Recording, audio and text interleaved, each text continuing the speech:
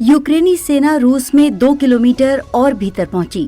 America बोला Ukraine का लचीलापन पुतिन की आक्रामकता पर काबू पाने में मदद करेगा। यूक्रेन ने अपनी सेना के रूस अंदर आने तक पहुंचने का दावा किया है।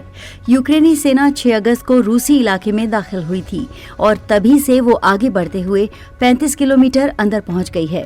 यूक्रेनी सेनाओं के प्रमुख कर्नल जनरल अलेक्जेंडर सिरस्की ने बताया है कि रूसी भूमि पर कब्जे का विस्तार करते हुए उनकी सेना कुर्स्क में 2 किलोमीटर और आगे पहुंच गई है। यूक्रेन ने अपनी सेना के रूस के कुर्स्क इलाके में 2 किलोमीटर और अंदर तक पहुंचने का दावा किया है। यूक्रेनी सेना 6 अगस्त को रूसी इलाके में दाखिल हुई थी और तभी से वो आगे बढ़ते हुए 35 किलोमीटर अंदर तक पहुंच गई है।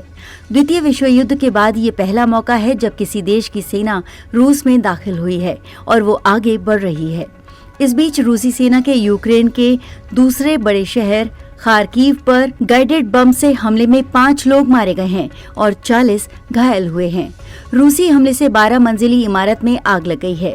यूक्रेनी सेनाओं के प्रमुख कर्नल जनरल अलेक्जेंडर सिरस्की ने बताया है कि रूसी भूमि पर कब्जे का विस्तार करते हुए उनकी सेना कुर्स्क में 2 किलोमीटर और आगे पहुंच गई है।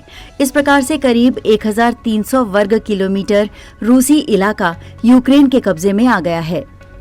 100 रूसी भवन यूक्रेनी सेना के कब्जे में। ताजा कार्रवाई में करीब 100 रूसी भवन यूक्रेनी सेना के कब्जे में आए हैं।